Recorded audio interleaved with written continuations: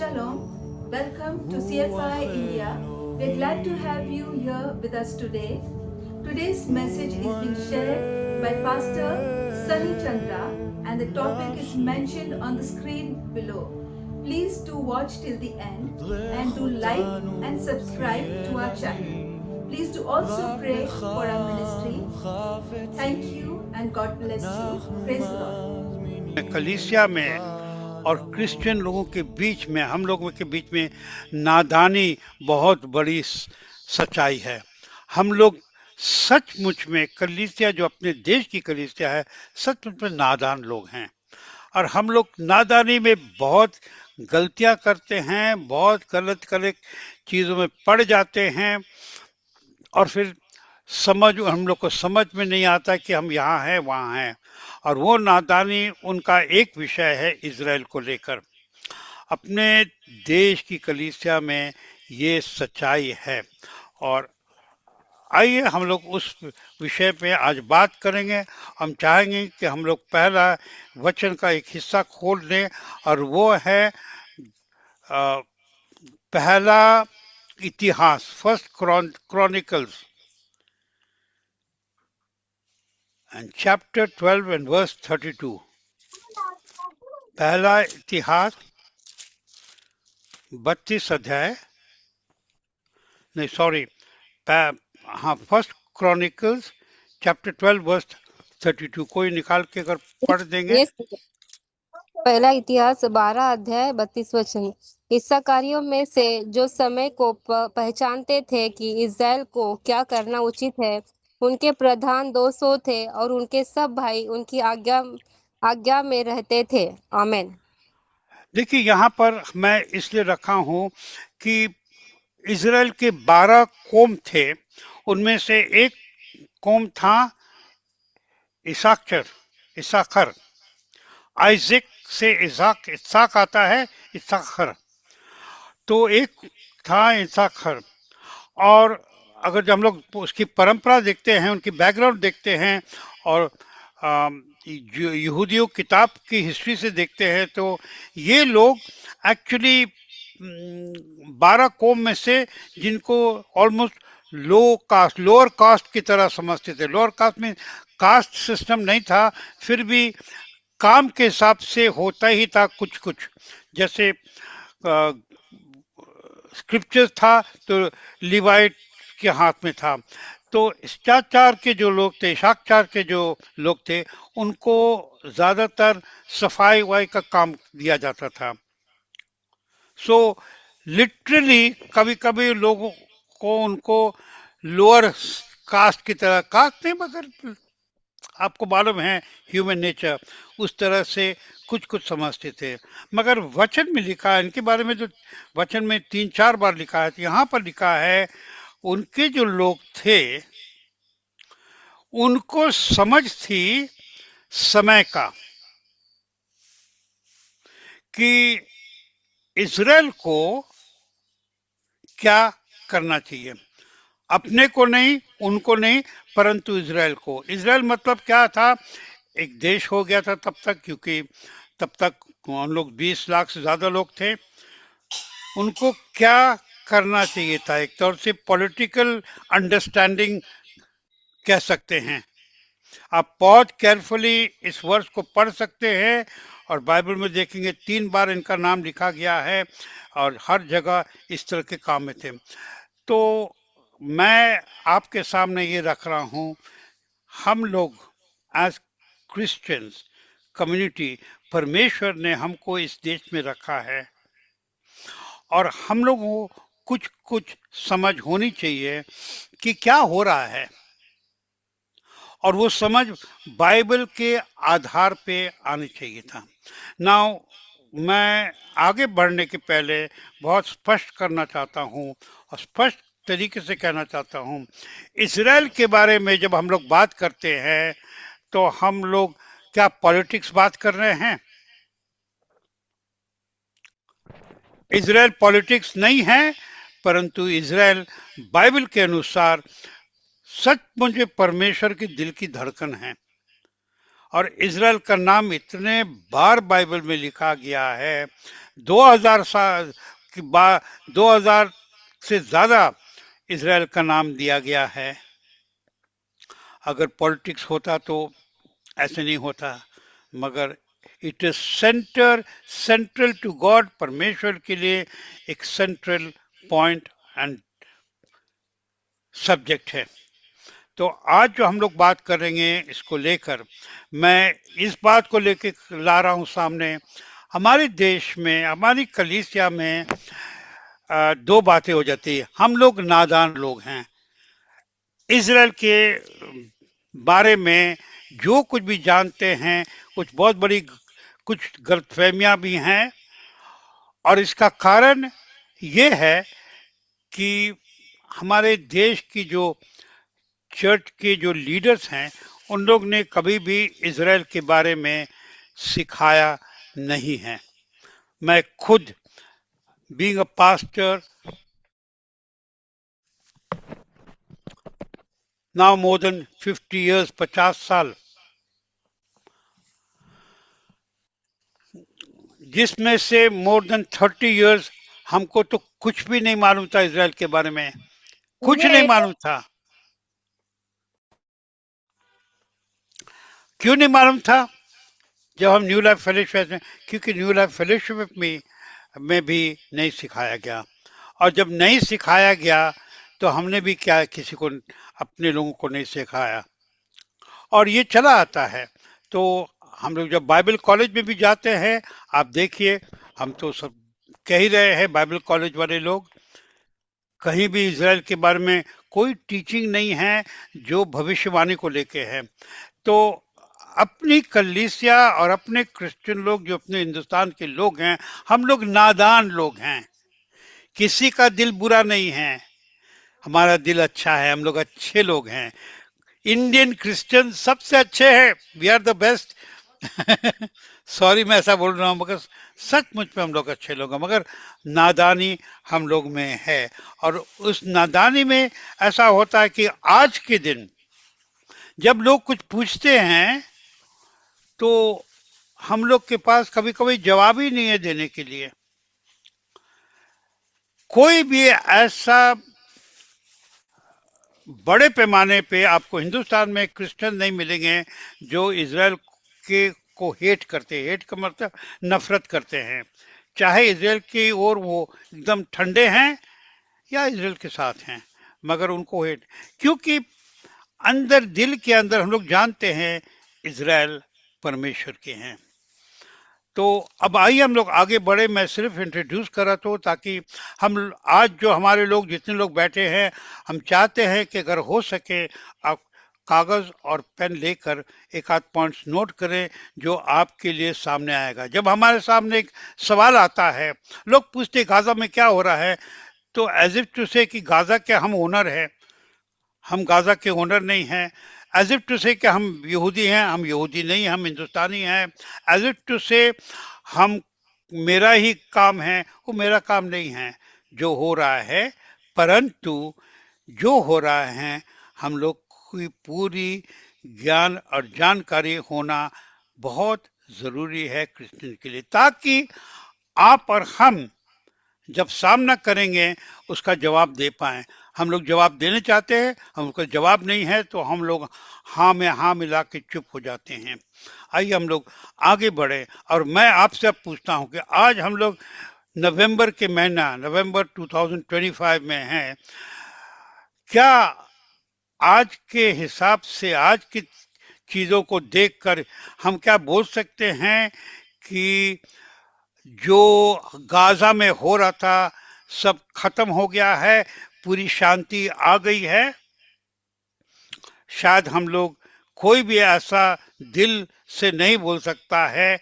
सिर्फ हम लोग जानते हैं तीन चार बातें कि अभी थोड़ी सी लड़ाई बंद हुई है, बहुत सारे जो जिंदा बंधक थे, होस्टेजेस थे, और सब वापस आ गए हैं।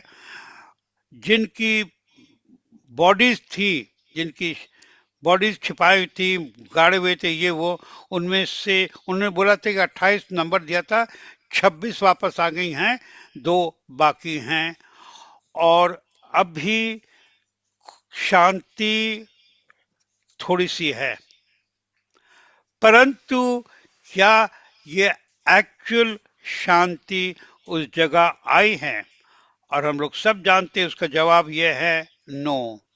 हम लोग सब जानते हैं कि सच्चाई ये है कि हमास और हिजबुल्ला और ईरान और सीरिया सब ठहरे हैं कि आगे हम लोग को क्या करना है। अब मैं वापस आता हूं एक बात को लेकर। कलीसिया के लिए ये इम्पोर्टेंट सब्जेक्ट है कि हम लोग को अपना जो लाइफ है उसमें ही समय निकालना है। हम लोग देखेंगे कि कलीसिया के लिए ये मोस्ट इम्पोर्टेंट सब्जेक्ट है आज के दिन, मोस्ट इम्पोर्टेंट। क्योंकि आपसे और हमसे लोग पूछेंगे, आपका दिल भी पूछता होगा क्या हो रहा है, और इसका जवाब हमको बाइबल से ही देखना है। अगर हम लोग बाइबल से विश्वासी होकर इसका जवाब नहीं देंगे तो हम लोग सच्चाई से भाग रहे हैं। और जो जैसे बाइबल में लिखा है, शैतान का सामना कर वो भाग जाएगा, वो सच्चाई ये है कि इस तरह की बातों का सामना करो, तब हम लोग उसकी सच्चाई पा पाएंगे। तो आज अपने सामने फर्स्ट स्टेप, क्या एक्चुअली शांति आ गई है? जवाब नो। दूसरा, तो क्या जवाब है कि आने वाले क्या हो सकता है, आने वाले दिन में क्या हो सकता है? मैं फिर से याद दिला दूं, ये आपके लिए मेरे लिए इम्पोर्टेंट है। कलीसिया को जानना इम्पोर्टेंट है। आज नहीं तो कल आपके सामने जब लोग पूछेंगे, अगर आपके पास जवाब नहीं है, मेरे पास जवाब नहीं, तो मेरी कमजोरी है। तो आइए हम लोग उस डायरेक्शन में जाएं कि अब क्या क्या नेक्स्ट होने वाला है। तो ये इसके दो जवाब है। पहला चीज कि पैलेस्टीनियंस और जो मुस्लिम कम्युनिटी कंट्रीज हैं, खासकर ईरान, इराक, सीरिया, और ये जो है हिजबुल्ला है, हमास है, येमेन है, जॉर्डन भी है, ये सब देश, इन लोग क्या एक्सपेक्ट कर रहे हैं? तो उनका ये कहना है, जो इंग्लिश में कहते हैं टू स्टेट सॉल्यूशन, दो राज्यों का वहां पर जब हो जाएगा कि उस हिस्सा में एक हिस्सा थोड़ा सा पैलेस्टीनियन को दे दिया जाए और थोड़ा सा इजराइल को दे दिया जाए। ये बहुत सारी बातें हो रही हैं। इजराइल का एक हिस्सा को अलग करके पैलेस्टीनियन का हिस्सा बोल के, या पैलेस्टीन लिबरल PLO करके बोले, ये करके ऑलरेडी काफी हल्ला हो रहा है। मैं आपको एक मैप दिखाना चाह रहा हूं इजराइल का। देखिए, मैं फिर बोलता हूं, इस बात को हम लोग ठीक से समझें। मैं इस सब्जेक्ट को लेकर आ रहा हूं ताकि क्रिश्चियन लोग इसका जवाब, इन बातों का जवाब कि वहां पर क्या हो रहा है, वी नीड टू नो।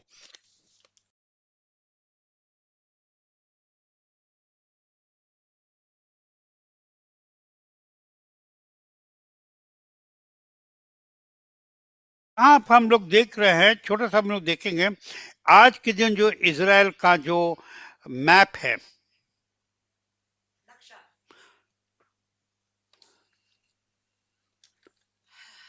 ये है इजराइल का मैप। तो यहाँ येलो हिस्सा जो देख रहे हैं, वो बस थोड़ा सा इजराइल का है। जो हरा हिस्सा है जहाँ लिखा है वेस्ट बैंक, वो एक्चुअली बाइबल में देखें तो वो है समारिया। और जहां लिखा बेथलेहम, वो है जुडिया, ये समारिया, जिसको इन लोगों ने वेस्ट बैंक लिखा हुआ है। तो अगर हम लोग देखने जाए तो ऑलरेडी इस तरह की दो इजराइल को जो उन्होंने हिस्सा कर दिया। लेफ्ट साइड में हरा हिस्सा देखेंगे गाजा स्ट्रिप, तो ऑलरेडी है, तो उनको क्या चाहिए? और मैं एक्सप्लेन करता हूं, उनको क्या चाहिए कि इस बात को इजराइल स्वीकार करें कि ये वेस्ट बैंक जहां लिखा है और गाजा लिखा है, ये अलग देश है, अलग देश है और ये मुस्लिम एरिया है।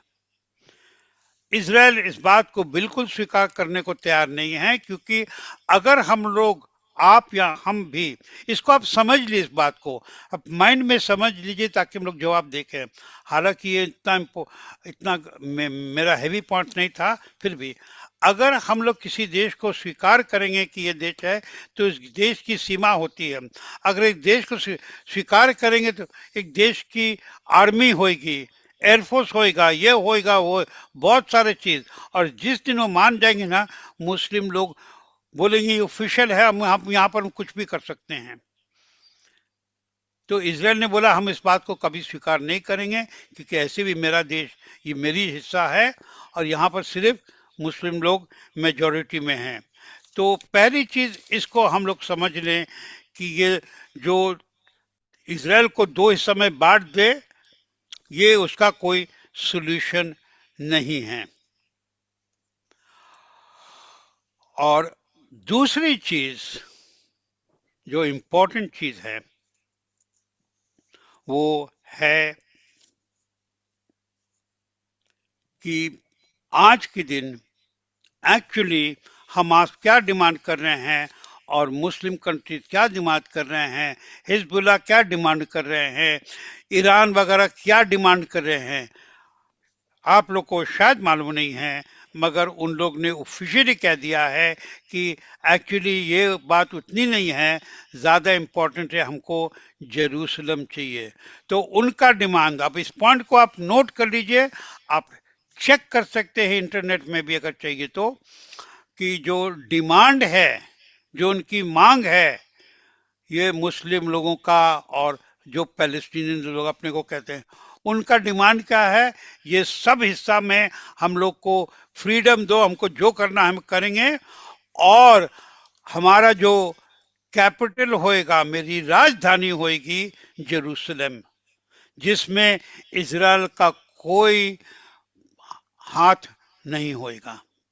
ये उनका डिमांड है, आप इंटरनेट से इसको चेक कर सकते हैं। तो पहला चीज हम लोग समझ लें कि आज के दिन क्या हो रहा है।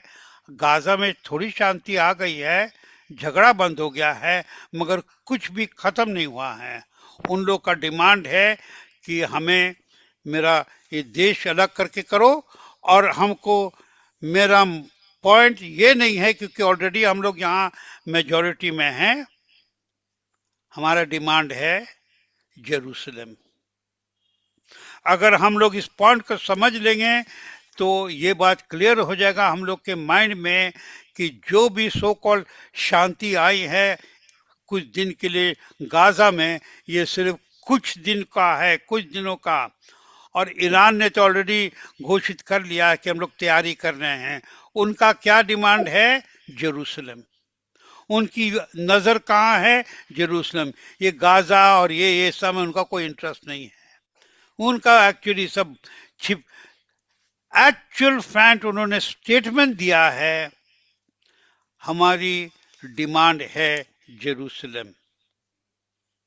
अगर हम लोग इस बात को मन में समझ लें तो क्रिश्चियन लोग की थोड़ी सी समझ खुल जाएगी कि आज के दिन वहां क्या हो रहा है। अगर गाजा में थोड़ी शांति आई है, थोड़ी शांति आई है, कुछ दिनों की शांति है, मगर पूरी जो कौम है, इस्लामिक कौम, और वहां के जितने मुस्लिम्स हैं, गाजा में हो या पीएलओ में, पैलेस्टीनियन जो एरिया, हर एरिया आपने देखा वहां हो, सबका एक ही डिमांड है, हमको जेरूसलम चाहिए।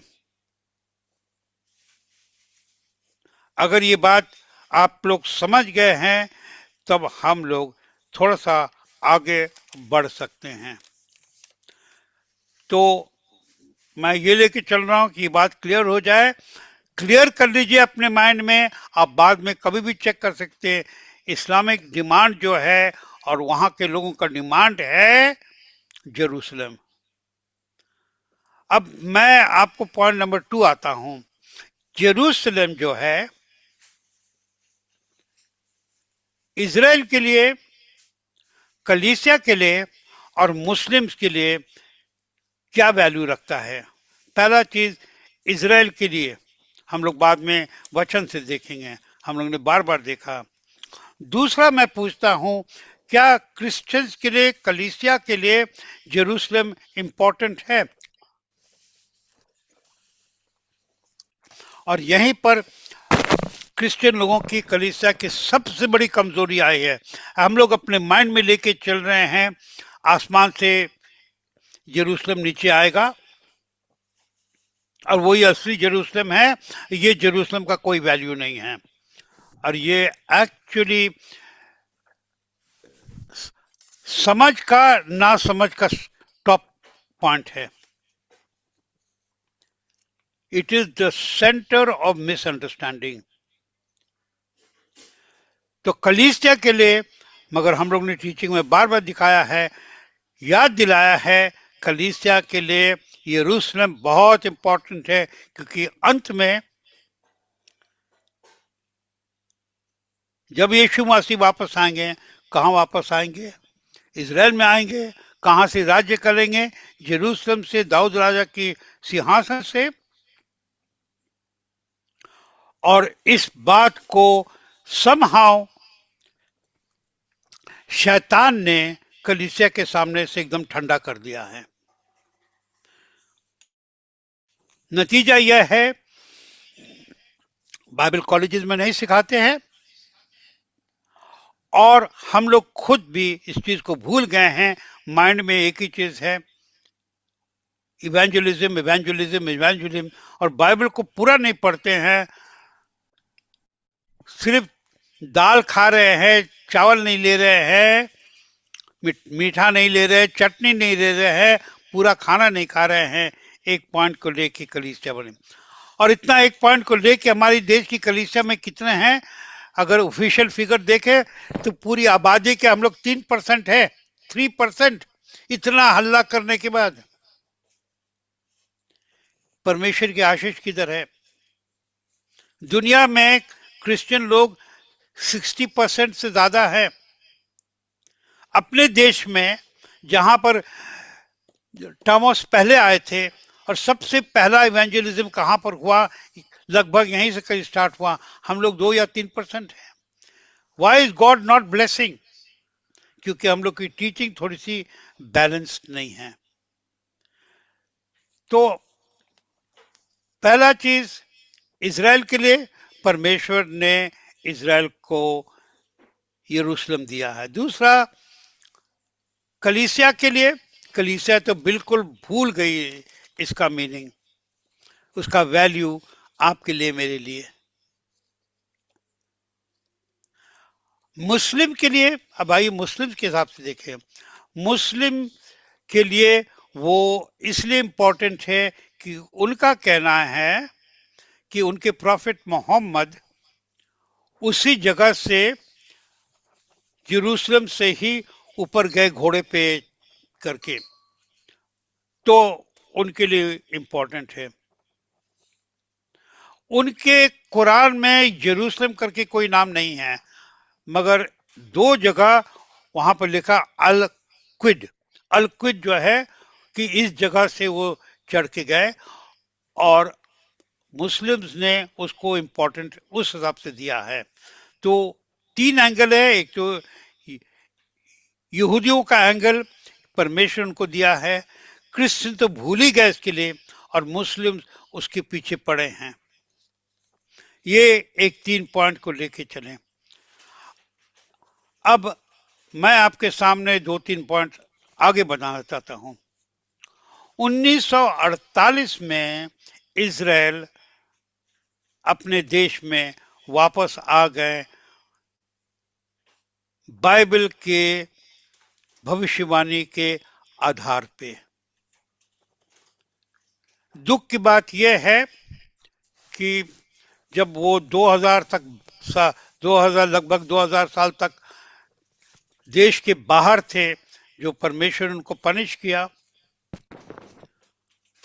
और उसके दरमियान क्रिश्चियन लोग बहुत बढ़ गए।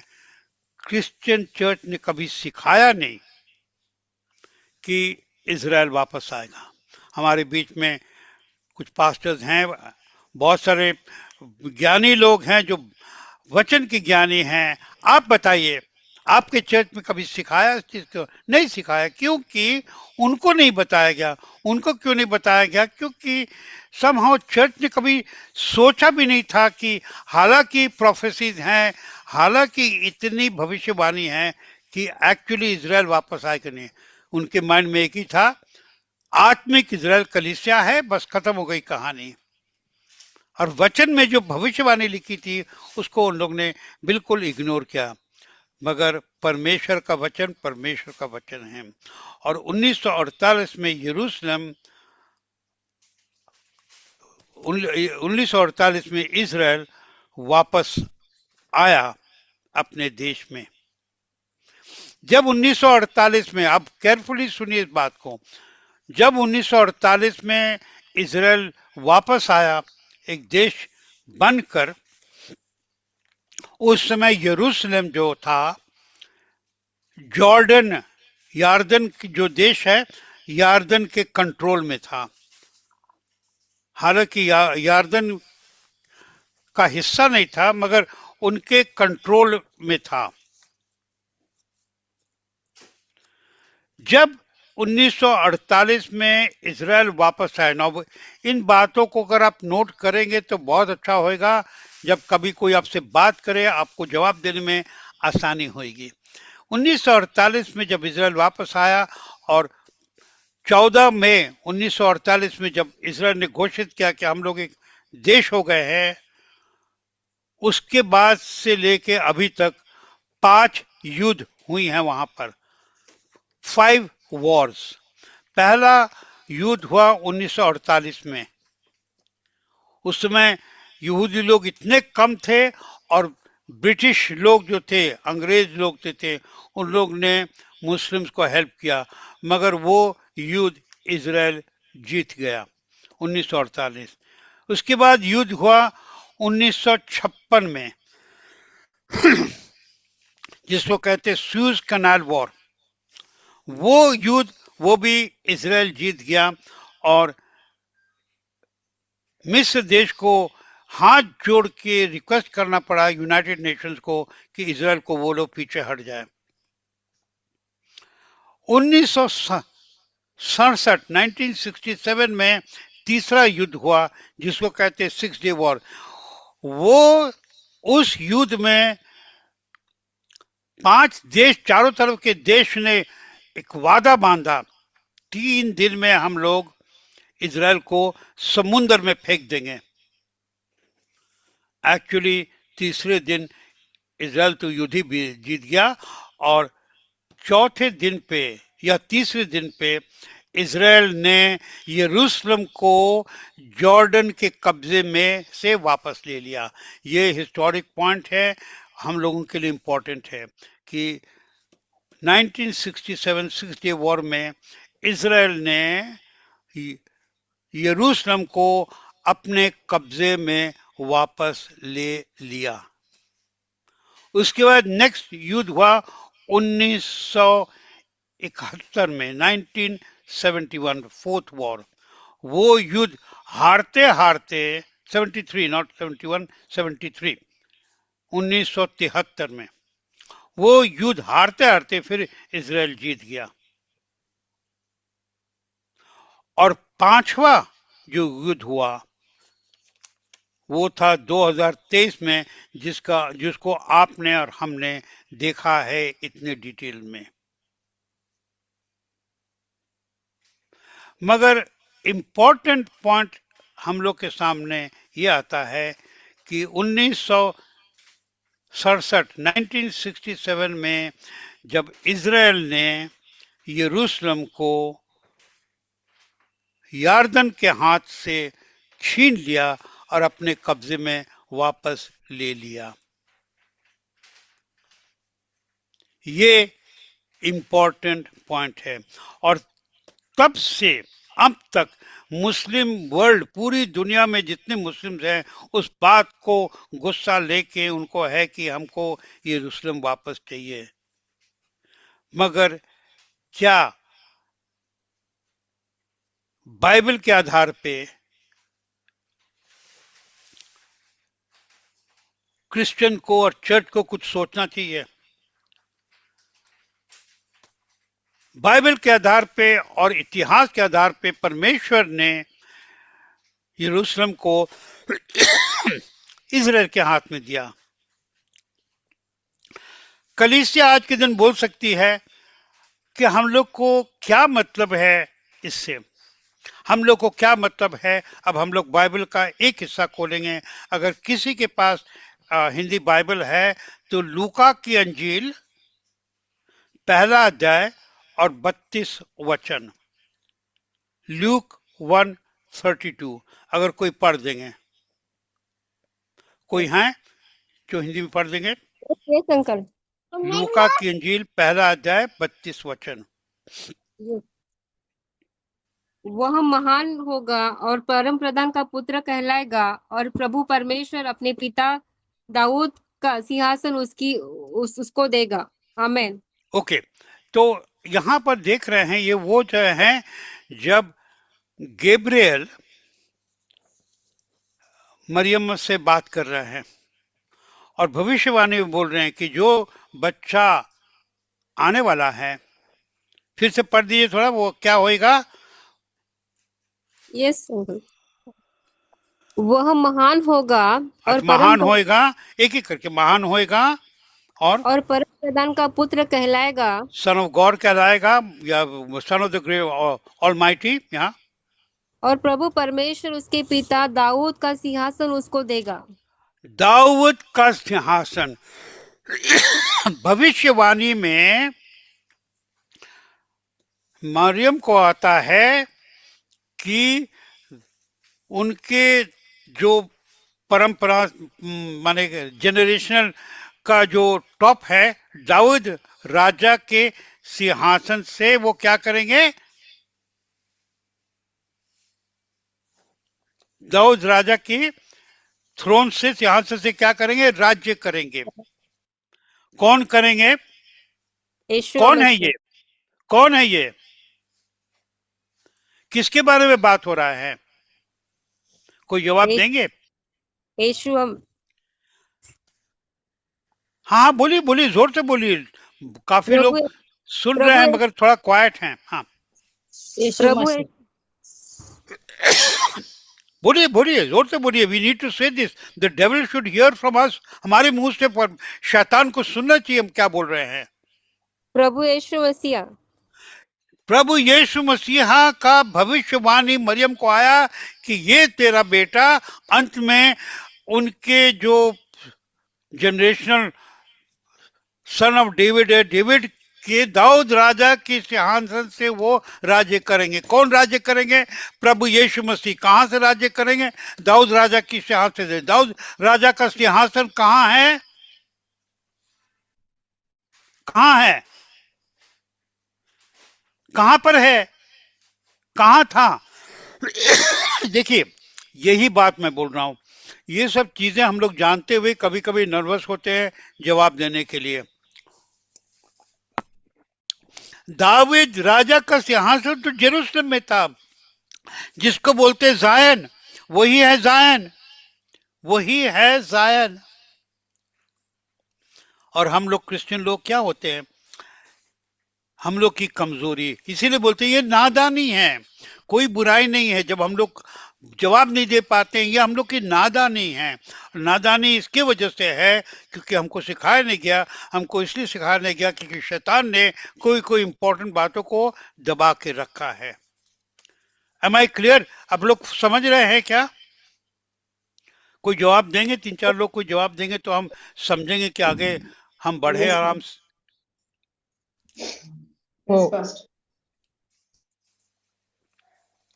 आप लोग समझ रहे हैं क्या?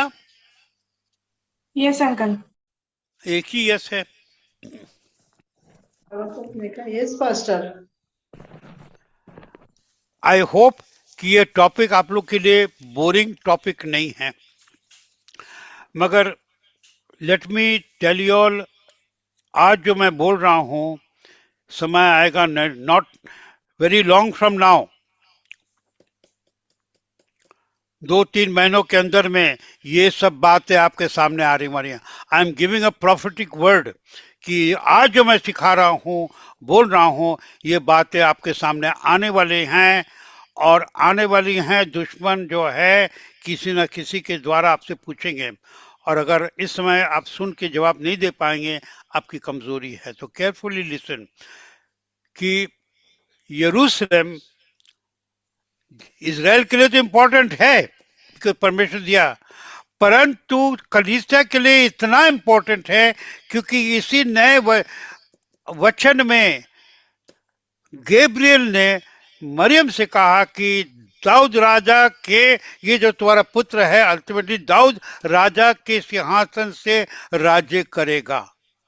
क्या चर्च के लिए, क्रिश्चियन के लिए इम्पोर्टेंट है कि नहीं इम्पोर्टेंट? आपके लिए इम्पोर्टेंट है कि नहीं इम्पोर्टेंट? आप पूछिए,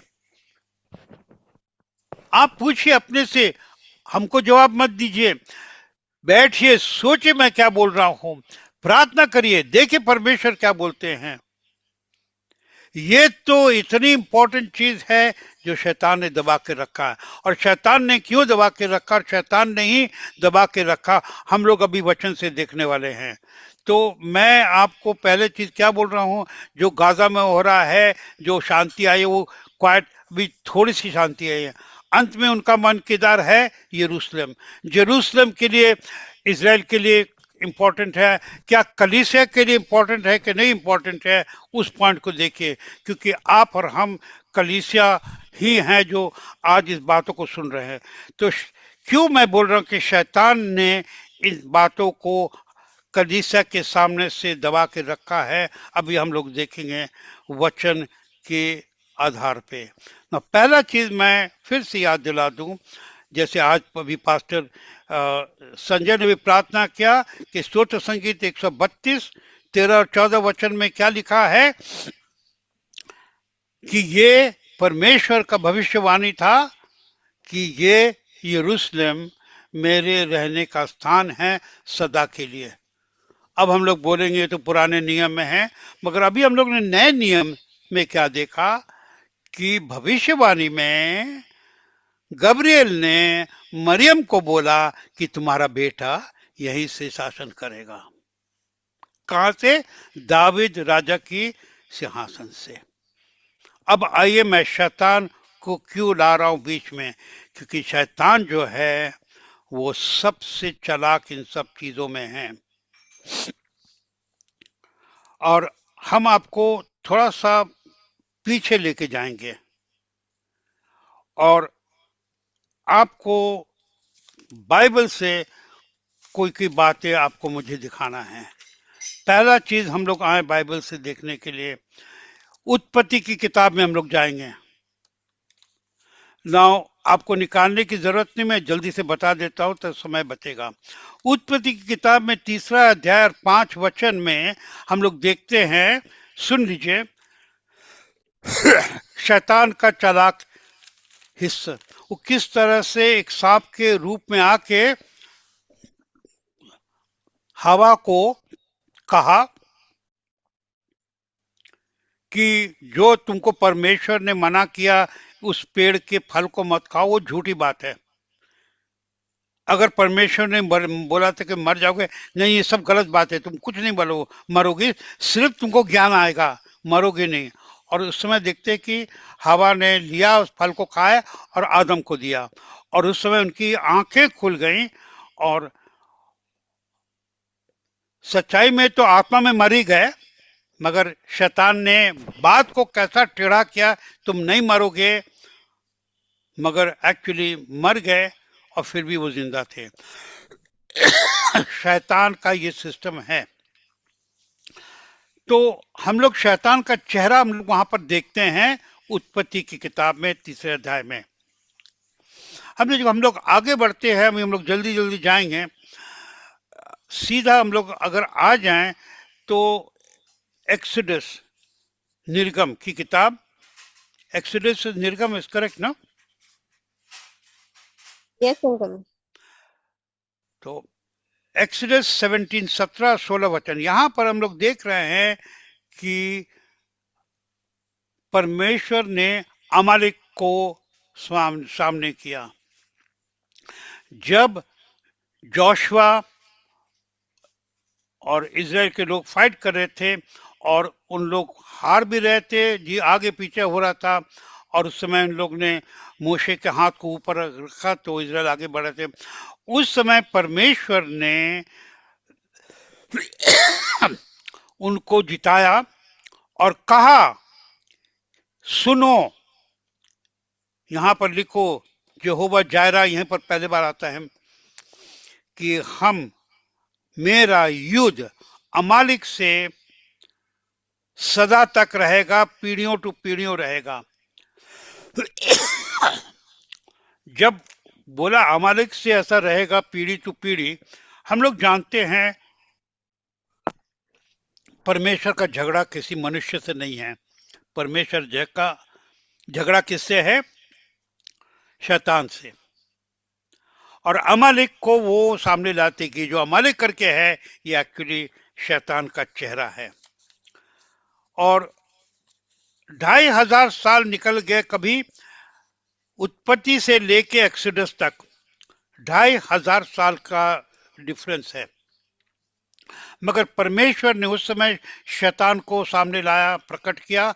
यहाँ पर फिर हम लोग आते हैं पहला सामुएल की किताब 15 अध्याय 2 वचन। यहाँ पर वो 400 साल के बाद अभी आता है।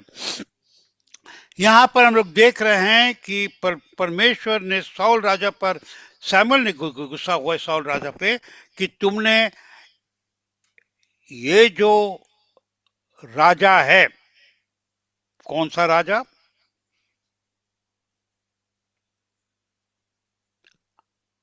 राजा अगाग। राजा अगाग को क्यों नहीं मारा? क्योंकि राजा अगाग किसका राजा था? अमलेकाइट्स का राजा था। वापस वही शैतान। आप लोग फॉलो करिए, मैं जो बोल रहा हूं आपको लिंक इससे मिल जाएगा। मैं एक लिंक बना रहा हूं, चेन बना रहा हूं। चेन को देखिए, उत्पत्ति से लेके एक्सोडस, एक्सोडस से लेकर पहला सामुएल, जहां पर रूथ की किताब में से देखते हैं, नहीं सॉरी, एस्ते की किताब से देखते हैं कि अमालिक और हमास का, अमालिक और अगाग का चेहरा देखते हैं। और उसके बाद हम लोग थोड़ा सा आगे बढ़े और आपको इस समय एक चाबी मिलेगी, और हम चाहते हैं इस समय आप मेरे साथ आइजाया की किताब खोलें और केयरफुली इसको नोट करके पढ़ लीजिए। बाद में इसको फिर से डिटेल में पढ़िएगा। अगर आप आज का विषय समझने चाहते हैं तो आइजाया की किताब 14 अध्याय, आइजाया 14 खोलिए। प्लीज ओपन विथ मी आइजाया 14 अध्याय। हम लोग के बीच में कितने लोग एक्चुअली इसको फॉलो कर रहे हैं मेरे मैसेज को? कि बहुत कम लोग जवाब दे रहे हैं।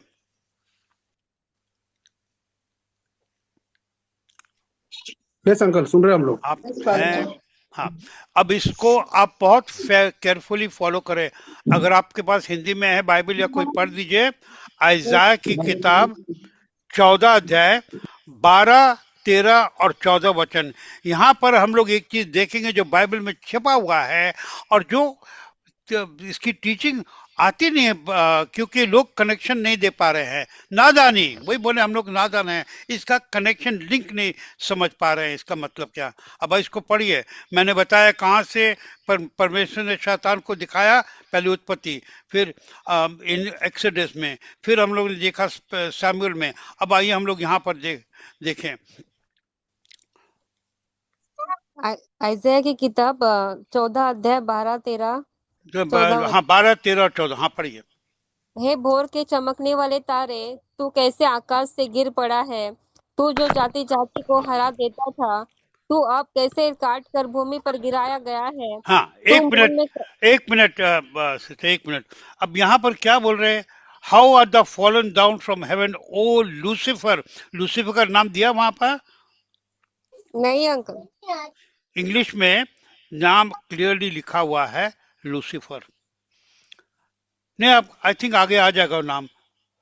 एनीवे, तो उसको क्या बोल रहा है कि सुबह का तारा। Yes uncle. Son of the morning English में लिखा है। एनीवे, फिर से पढ़ दीजिए जरा। 14, 15 और 16। हाँ, नहीं, 12, 13 और 14। ए भोर के चमकने वाले तारे, तू कैसे आकाश से गिर पड़ा है। तू जो जाति जाति को हरा देता था, तू अब कैसे काट कर भूमि पर गिराया गया है। तू मन में कहता तो था, मैं स्वर्ग पर चढ़ूंगा, मैं हाँ, अपने ये सिंहासन 13, को। फिर से पढ़िए 13 वचन को पहले पढ़िए बहुत केयरफुली। 13 वचन।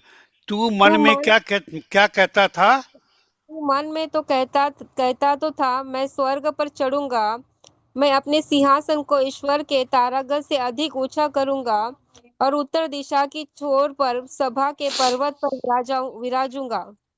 मैं मेघों से भी ऊंचे ऊंचे स्थानों के ऊपर चढ़ूंगा, मैं परम प्रधान के तुल्य हो जाऊंगा। ओके। पास्टर संजय,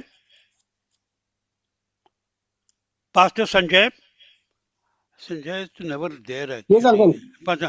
आपके पास मराठी बाइबल है क्या? हाँ, एक मिनट अंकल, है बाइबल। अगर है और उनका मुक्ति मोचन मिशन वाला बाइबल है, अगर है, हाँ, मुक्ति मिशन का बाइबल। हाँ, तो उसको जरा खोलिए, अयजाया की किताब। मैं चाहता हूँ, मैं एक टीचिंग देना चाहूँ जो आपके साथ हमेशा तक रहे, कि ताकि ये लिंक हम लोग समझ लें कि क्या हो रहा है। आज जो हो रहा है, वी नीड टू अंडरस्टैंड। इस लिंक को समझ लीजिए। हाँ, अयजाया की किताब 14 अध्याय 12, 13 और 14 मराठी में पढ़ दीजिए जरा। यस अंकल, एक मिनट।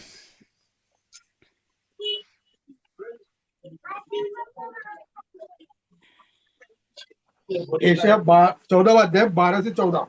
हाँ, अरे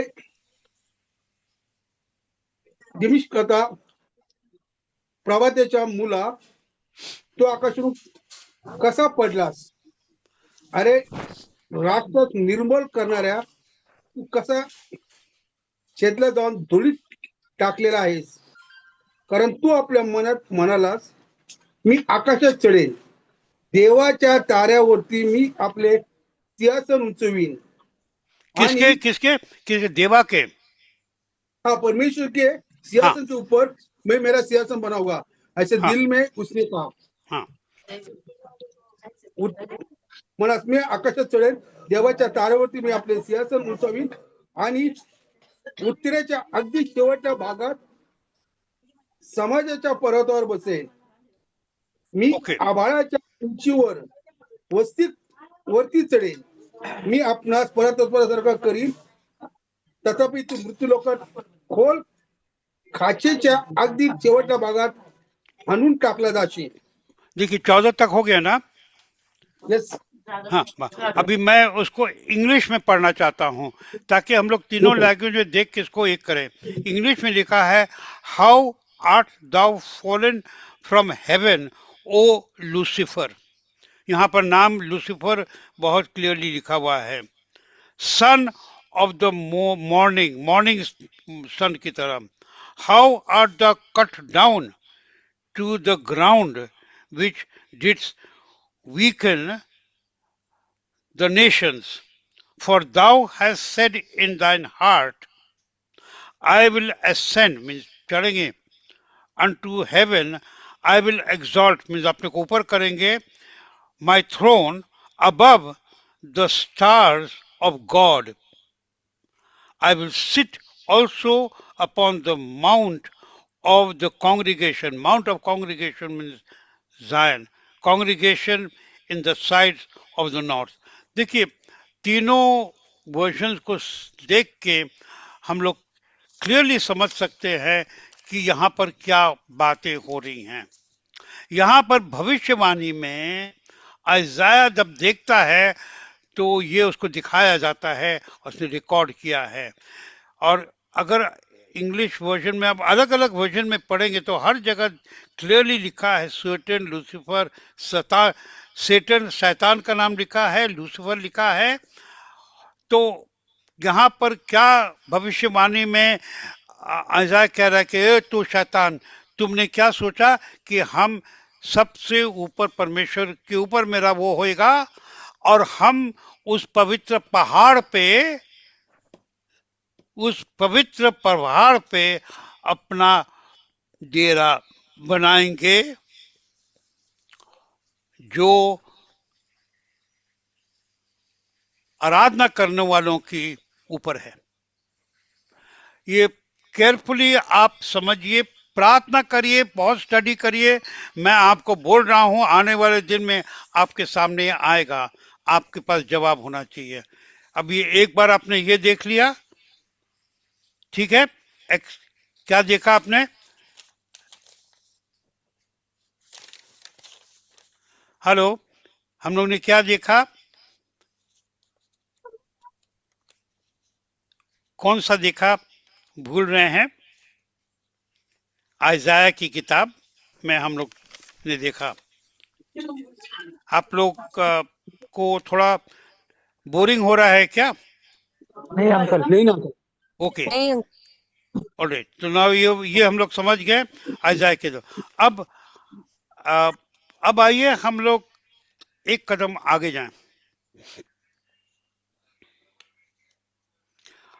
और वो है इज़ीकियल की किताब। यहाँ पर आप मार्क कर लीजिए अपने लिए। अब आइए हम लोग इज़ीकियल की किताब में देखें कि ये जो भविष्यवाणी आइजाया कर रहा था, आइजाया का जो समय था और इज़ीकियल का समय लगभग 150 साल के, आइजाया इज़ीकियल के 150 साल पहले का है। अब उसके 150 साल बाद इज़ीकियल एक भविष्यवाणी करता है, और वो है इज़ीकियल की किताब 28 अध्याय। यहाँ पर भी वही शैतान की बात हो रही है। मैं आपके सामने एक चेन बना रहा हूँ, एक सिक्का बना रहा हूँ, उत्पत्ति से लेकर यहाँ तक किस तरह का शैतान का अटैक हम लोग के होता है, और हम लोग की आंखें बंद रहती हैं इसमें। हम लोग देखना नहीं चाहते, हम लोग सोचते हैं बस हमको इवेंजलिज्म करना और कुछ नहीं करना है। और हम लोग का इवेंजलिज्म अपने देश में का उसका नतीजा क्या है? 3% पॉपुलेशन क्रिश्चियन है, जिसमें ज्यादातर रोमन कैथलिक्स हैं, और उसमें हम लोग खुश हैं। क्यों परमेश्वर की आशीष नहीं आ रही है? हम लोग वचन नहीं पढ़ रहे हैं, वचन नहीं पढ़ रहे हैं। अब इज़ीकियल की किताब में आइए, 28 अध्याय कोई निकालिएगा हिंदी में एंड मराठी में। Yes uncle. हिंदी में 28 अध्याय 13 और 14 वचन, 13 और 14, 13 और यस 14। अंकल। यस, इज़ेकियल की किताब 28 अध्याय 13-14 वचन। तू परमेश्वर की अदन नामक बारी में था, तेरे ओके पास ओके, आभूषण। एक मिनट, एक मिनट। तो यहाँ पर क्या है? तू कहाँ था? परमेश्वर के ईडन अदन की। गार्डन, ईडन गार्डन में, करेक्ट। किसकी बात हो यस, रही है? कौन था वहां पर? लूसीफर। अरे आदम के बारे में बात नहीं हो रहा, यहाँ शैतान के बारे में बात हो रहा है। किसे बोला आदम? देखिए, किसी की गलती नहीं है, हम लोग की नादानी है, हम लोग नहीं समझ रहे हैं किसका।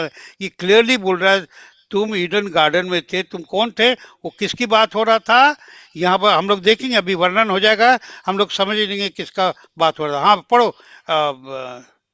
यस, तू परमेश्वर की अदन नामक बारी में था, तेरे पास आभूषण, मानिक, पदराग, हीरा, फिरोजा, सुलेमानी मणि, यशब, नीलमणि, मरकत और लाल सब भांति के मणि और सोने के पहरावे थे। तेरे डफ और बांसुलियां तुझी में बनाई गई थी। जिस दिन तू सिरजा गया था, उस दिन वे भी तैयार की गई थी। तू छाने वाला अभिषिक्त करूब था। मैंने तुझे तुझे ऐसा ठहराया कि तू परमेश्वर के पवित्र पर्वत पर रहता था। तू आग सरीखे चमकने वाले मणियों के बीच चलता फिरता था। ओके, मैं एक सवाल पूछता हूँ और उसके बाद हम लोग मराठी में पढ़ेंगे। ये किसके बारे में बात हो रहा है? आदम के बारे में बात नहीं हो रहा है।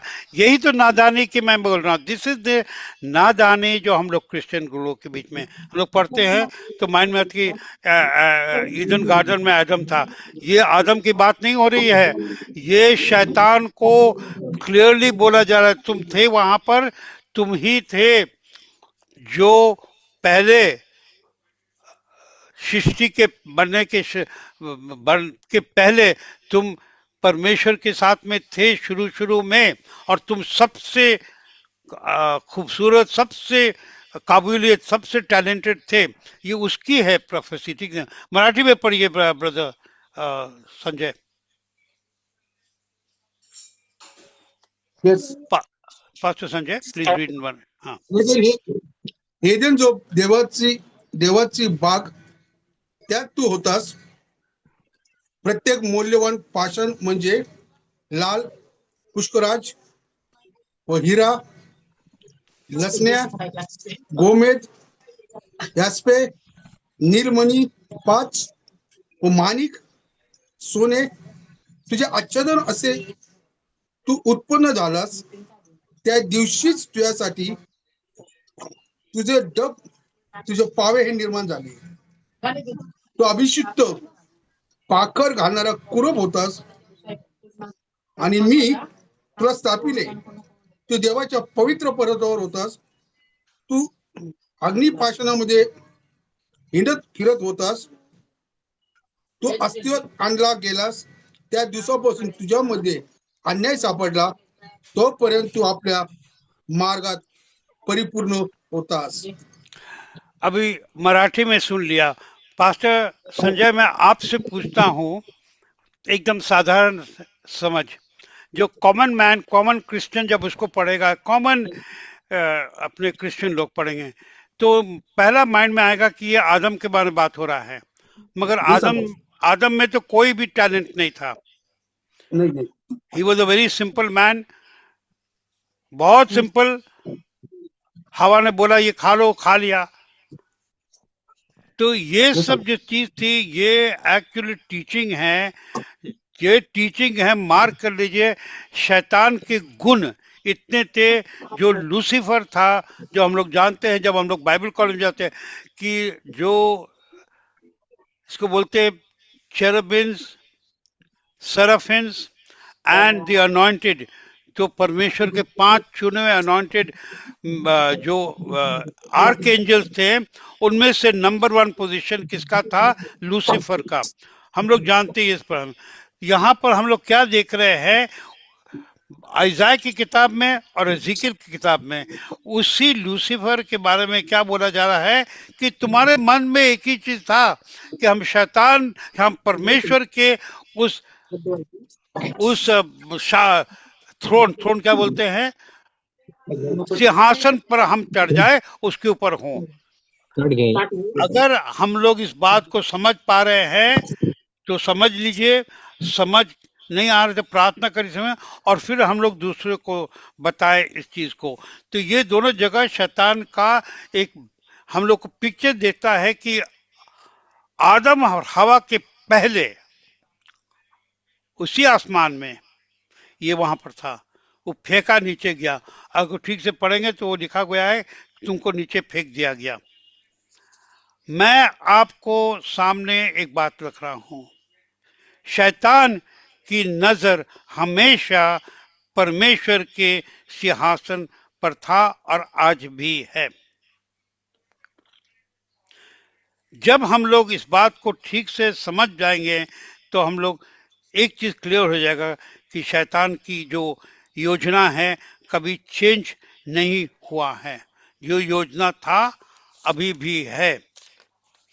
और आज के दिन जब हम वापस आए अपने सब्जेक्ट पे, हमारा सब्जेक्ट क्या था? क्या गाजा में जो हो रहा है, क्या शांति आ गई है? जवाब ये है शांति आना दूर की बात, यहाँ पर सिर्फ थोड़ा थोड़ा सा चुप हुआ है। परंतु हम लोग पहचाने, क्योंकि इस्लामिक वर्ल्ड जो है, मुस्लिम वर्ल्ड, उनको ये गाजा वाजा में उनका इंटरेस्ट किस में है? जेरूसलम। मगर यरूशलेम को परमेश्वर ने किसको दिया? पहला चीज उन्होंने यहूदियों को दिया, इजराइल को दिया। दूसरा, परमेश्वर ने मरियम से कहा कि तुम्हारा बेटा यीशु वहीं से राज्य करेगा। और क्रिश्चियन लोग अगर इस चीज को जब भूल जाते हैं और सचमुच में भूल गए हैं तो हम लोग की नजर हट गई है और हम लोग एक बहके हुए रास्ते में जा रहे हैं। डायरेक्शन ठीक है, हम लोग प्रभु यीशु मसीह को देख रहे हैं, परंतु जो एक्चुअल सच्चाई है, जो दूर में सामने क्या है, उससे हमारी नजर बिल्कुल हट गई है। इसलिए हम लोग वापस आए कि आज के दिन क्या हो रहा है, उसका हमें क्या जवाब देना है, हम लोग इसके लिए तैयार हो जाएं। अगर कलीसिया, अगर क्रिश्चियन लोग, हम और आप इसका जवाब नहीं दे पा रहे हैं, यह आपकी कमजोरी है, मेरी कमजोरी है और सिखाने वालों की कमजोरी है कि हम लोग इस बात को बार बार ठोक नहीं रहे हैं। हर क्रिसमस टाइम हम लोग बार बार ठोकते हैं। एक सच्चाई है, प्रभु यीशु मसीह स्वर्ग छोड़ के आए, ये सच्चाई है। यीशु मसीह का जो अपना कुर्बानी दिया उन्होंने, जो ईस्टर टाइम और गुड फ्राइडे टाइम करते हैं, वो सच्चाई है। मगर ये सच्चाई जो आपके सामने, हमारे सामने हो रहा है, इसको हम लोग समझ नहीं पा रहे हैं। और सबसे ज्यादा खुशी किसको है? शैतान को, कि क्रिश्चियंस जो आज इस दुनिया में 50 से 60% है, उनकी आंख बंद है, उनकी समझ बंद है और उनको इसी में रहे तो शैतान को बहुत खुशी है। मगर हम लोग वापस आए, परमेश्वर ने क्या बोला? परमेश्वर ने कहा, स्तोत्र संगीत जो पास्टर संजय ने जिसका जिक्र किया, 132, 13 और 14, वहां पर क्या लिखा है? परमेश्वर ने क्या बोला है कि ये मेरी रहने का स्थान सदा के लिए है। Am I right? Pastor Sanjay, are you there or you are not there? Yes, uncle, मैं यहाँ पर ही हूँ। You're there. तो am I correct? Yes, uncle. इसको आपने जिक्र किया, तो परमेश्वर का रहने का जगह जेरूसलम। Yes. All right. ये जेरूसलम इजराइल के लिए मोस्ट इंपॉर्टेंट, ये जेरूसलम क्रिश्चियंस के लिए वचन के अनुसार मस्ट बी मोस्ट इंपॉर्टेंट। मगर हम लोग बिल्कुल भूल गए, बिल्कुल भूल गए हैं, भूल गए भविष्यवाणी को जो परमेश्वर ने, जो गैब्रियल ने मरियम को कहा कि तुम्हारा ये बेटा यहीं से राज्य करेगा। भूल गए हम लोग, बिल्कुल साइड में रख दिया उसको। हम लोग नाकार नहीं कर रहे हैं, हम लोग डिनाई नहीं कर रहे हैं, मगर बाजू में कर दिया। मगर यही तो सेंटर पॉइंट है। और आज के दिन जो भी हो रहा है इजराइल में, हम लोग हमास को बोलो या हिजबुल्लाह को बोलो, हम क्लियरली बोलते हैं कोई मनुष्य खराब नहीं है, हम लोग सब परमेश्वर के साथ से बने हुए हैं, कोई खराब नहीं है। हम लोगों को बहकाने वाला वो है शैतान। मुस्लिम वर्ल्ड को उसने बहका के रखा है। अल्टीमेटली उनके द्वारा शैतान का क्या है? हमको जेरूसलम चाहिए। अब आइए हम लोग एक चीज और देखें।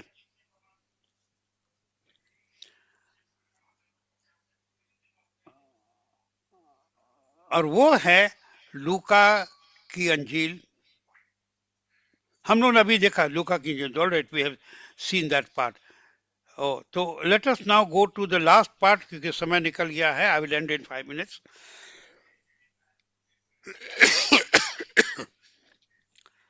आज के दिन आपसे अगर कोई पूछे कि यहाँ पर क्या हो रहा है, तो आपका क्या जवाब होएगा?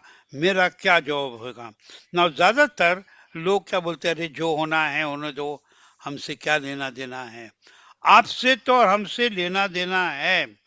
और अगर हम लोग इस बात को भूल जाएंगे तो हम लोग अपने सब चीज को भूल गए हैं, सब चीज भूल गए।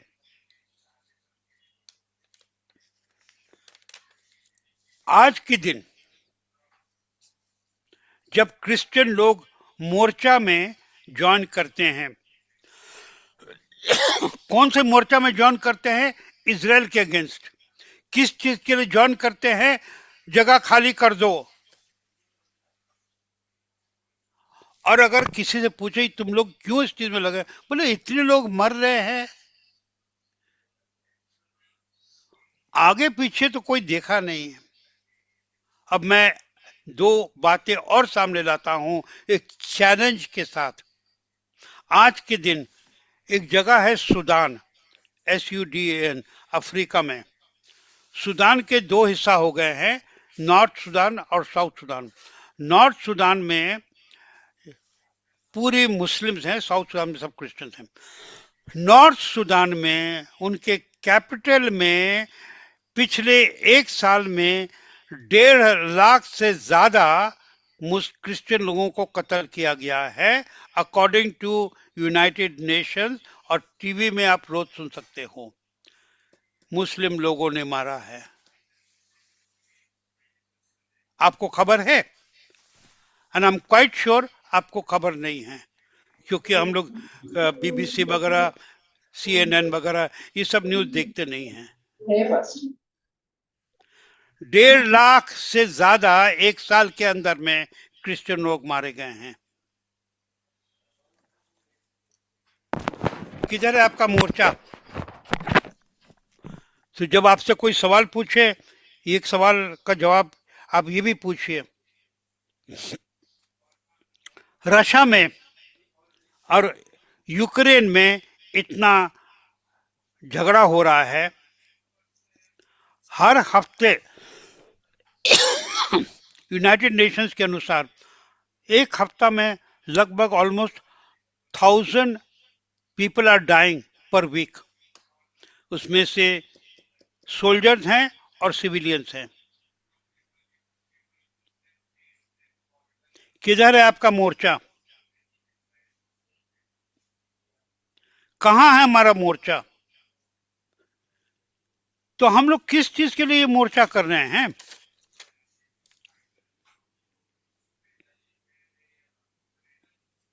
जब वहां जाते हैं, किस चीज के लिए मोर्चा कर रहे हैं? किसके अगेंस्ट? यहूदियों के अगेंस्ट। किसने क्या, किस तरह से हम लोग बहक जाते हैं?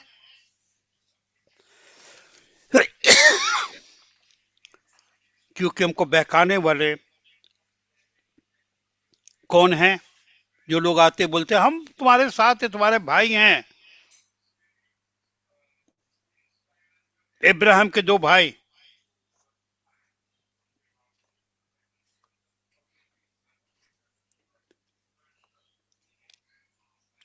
और डिमांड क्या है? जमीन को बांट दो, जमीन को बांट दो, उससे शांति होगी। हम लोग वचन का लास्ट एक हिस्सा पढ़ के हम लोग बंद करेंगे। जोएल की किताब, क्योंकि जोएल हम लोग का फेवरेट बुक है, जोएल 2:28, बस वो हम लोग का फेवरेट टॉपिक है। मगर जोएल किताब में और भी कुछ क्या लिखा है? 3रा अध्याय 3रा वचन पढ़ दीजिए, हिंदी या मराठी में।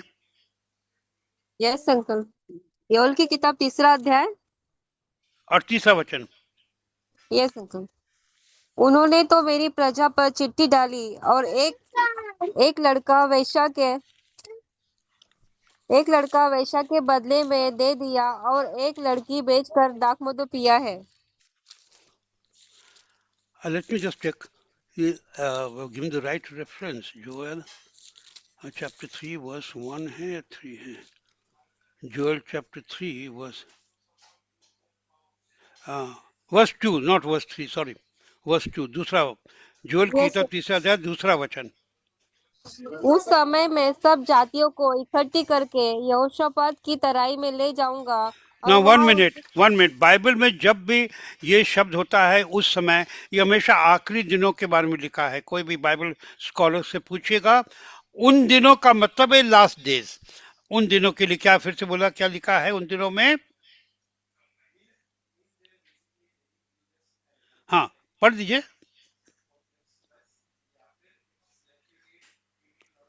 Hello. Yes yes uncle, sorry. उस समय मैं सब जातियों को इकट्ठी करके यहोशापात की तराई में ले जाऊंगा और वहां उनके साथ अपनी प्रजा अर्थात अपने निज भाग इस्राएल के विषय में, जिसे उन्होंने जाति जाति में तितर बितर करके मेरे देश को बांट लिया है, उनसे मुकदमा लड़ूंगा। आमेन। क्या कर दिया मेरे देश को, क्या किया है? तितर बितर किया। नहीं नहीं, हमारे लोगों को तितर, इंग्लिश में लिखा है they have parted my land, मेरे जमीन को बांट दिया है। इंग्लिश में पार्टेड माय लैंड मीन मेरी जमीन को बांट दिया है। ये सब जो है, ये सब अंतिम दिनों की जो आपके सामने जब बातें आती हैं, इन देखो को देखिए और आंख उठा के देखिए कि क्या हो रहा है। जैसे इस्हाक के जो लोग थे, वो आंख उठा के देख रहे थे क्या हो रहा है। बाकी 11 कौमों में समझ नहीं थी, मगर उस कौम में समझ थी जिस कौम को लोग यूजलेस समझते थे, उनके बारे में लिखा, उनको समझती है। आप और हम वही हैं इस कौम में, क्योंकि हम लोग शैतान को समझे। शैतान का प्लान एक ही चीज है, यीशु मसीह को आके राज्य नहीं करना है। और हम लोग एक वचन को पढ़ के हम लोग बंद करेंगे, वह है लूका की अंजील 4 अध्याय और 6 वचन। लूका की अंजील 4 अध्याय और 6 वचन। ये बस समय है जब 40 दिन के उपवास का जो हम लोग बोलते हैं, यीशु मसीह उस उपवास में थे, उसकी बात हो रही है। तब शैतान उनके सामने आता है और एक ऐसी बात बोलता है जिसके बारे में हम लोग पढ़ते नहीं हैं और उसको समझते नहीं हैं। लूका की अंजील 4 अध्याय 6 वचन। Yes uncle. और उससे कहा, मैं यह सब अधिकार और उनका वैभव तुझे दूंगा, क्योंकि वह मुझे सौंपा गया है और जिसे चाहता हूँ उसी को दे देता हूँ। क्या बोल रहा है शैतान यीशु मसीह को? अभी शैतान यीशु मसीह को क्या बोल रहा है, फिर से उसको अपने शब्दों में बताइए जरा, ताकि आप दूसरों को समझा पाएंगे। क्या बोल रहा है शैतान? यीशु मसीह को बात कर रहा है अभी।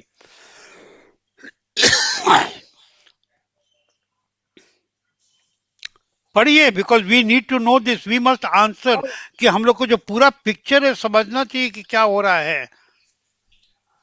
और ये उससे कहा, मैं यह सब अधिकार और इनका इनका वैभव तुझे दूंगा, तो किसका क्योंकि वह अधिकार? देखिए, यहाँ किसकी बात कर रहा था उस समय? बिल्कुल यीशु मसीह को ऊपर देके पूरी दुनिया दिखा रहा है हम, और बोल रहा है कि ये सब अधिकार मैं तुमको दे दूंगा, क्योंकि वो मुझे दिया गया है, और इस प्रॉमिस में दिया कि हम जिसको दे दे उनको मिल जाएगा। ये बोल रहा है। Am I correct? Yes uncle. ऐसे ही बोल रहा है। अधिकार, जो फाइनल अधिकार है इस सृष्टि के ऊपर, और जिसके पीछे शैतान पड़ा है, एक ही पर्सन है जो वो अलाउ नहीं कर रहा है और जो बीच में आ रहा है, वो है प्रभु यीशु मसीह। वो यीशु मसीह को पार नहीं कर पा रहा है, मगर उसका प्लान क्या है अल्टीमेटली? कि परमेश्वर के सिंहासन पर बैठे और यीशु मसीह को साइड में करके तुम साइड में हो जाओ, मैं ही हूँगा। और अगर आप ठीक से, अगर आप मेरी बात को इस समय समझ लेंगे कि आज के दिन इस्लामिक टीचिंग यही है कि यीशु मसीह बाजू में हो गए हैं, और उनके 12 क्या बोलते हैं, इस्लाम के 12 वो आने वाले हैं, 12वां वो आएगा, और अल्टीमेटली यीशु मसीह उनके सामने झुकेगा। और कहां पर होएगा? यरूशलेम में। ये उनकी टीचिंग है। मैं आज जो आपके सामने बोल रहा हूँ as a servant of God, में एक ही चीज सामने रख रहा हूँ, अपने क्रिस्टी लोग नादान लोग हैं। हम लोग को मालूम ही नहीं हो रहा क्या हो रहा है। हम लोग अपने नाक के नीचे भी कुछ देखते हैं तब भी समझ में नहीं रहा। हम लोग एक ही चीज सोच रहे हैं, घूमते रहो, राउंड राउंड घूमते रहो, ग्राउंड राउंड घूमते रहो, और उसमें और नतीजा क्या है? अपने देश में अपने क्रिश्चियन लोग कितने हैं? 2 या 3%, 5% भी नहीं है, और मेजोरिटी रोमन कैथलिक्स है, और इसमें ही है।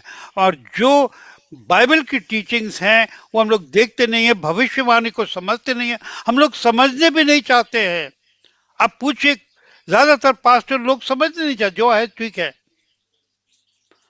और हम लोग वही 2-3%, 5% से कम क्रिश्चियन पॉपुलेशन है इंडिया में।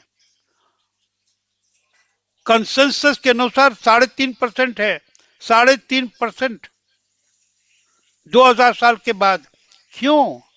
क्योंकि हम लोग जो रास्ता अपनाना है अपना नहीं रहे हैं। जहां नजर होनी चाहिए नजर नहीं है। और आज के दिन जब परमेश्वर ने हम लोग को मौका दिया है कि फिर से देखो, क्योंकि इजराइल सामने है, और इजराइल को लेकर चलो, वचन को देखो, इजराइल को देखो, भविष्यवाणी को देखो, फिर देखो वहां पर क्या हो रहा है। भविष्यवाणी खोलो, फिर देखो क्या हो रहा है, ये पढ़ो, फिर देखो क्या हो रहा है। हम लोग को समझ में आएगा। जब हम लोग को समझ में आएगा, हम लोग दूसरों को समझाएंगे, क्योंकि हमारी क्रिस्ती कौम अपने देश में नादान लोग हैं, दिल के बहुत अच्छे लोग हैं, मगर उनको हम लोग ने नहीं सिखाया है। आज परमेश्वर का वचन आपके सामने आया है, इसको ठीक से फॉलो करिए।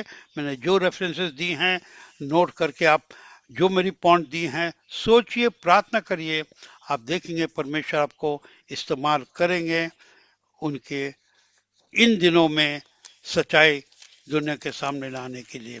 अलग अलग लोगों को अलग बातें समझाते हैं ताकि उनका राज्य इस धरती पे स्थापित हो। Thank you, God bless you, and Shabbat shalom. Shalom, and thank you for watching this video. If you were blessed, then please click on like and please do subscribe to our channel. And if you would like to watch a few more of our teachings, then you may please click on these links over here, over here, over here, over here. And please do contact us. We would love to hear from you. You can contact us from the numbers that are mentioned on your screen. Thank you. Shalom. May God bless you.